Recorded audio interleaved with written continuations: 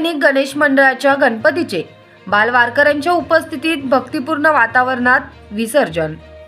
प्रसिद्ध उद्योजक मनोहर भाई सारडा यांच्या हस्ते आरती करून मिरवणुकीस प्रारंभ।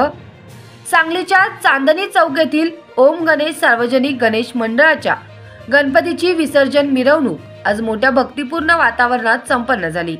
प्रसिद्ध उद्योजक मनोहर भाई सारडा यांनी गणपतीची विसर्जनापूर्वीची आरती केली।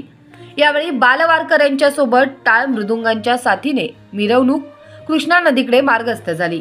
मिरवणुकीमध्ये ओम गणेश मंडळाचे अध्यक्ष लक्ष्मण नवलाई आणि त्यांच्या पत्नी शैलजा नवलाई यांनी फुगडीचा फेर धरला। यावेळी बालवारकऱ्यांच्या टाळ मृदुंगांच्या साथीने अभंग गात जाणाऱ्या चमूमध्ये मनोहर सारडा हेही सहभागी झाले होते।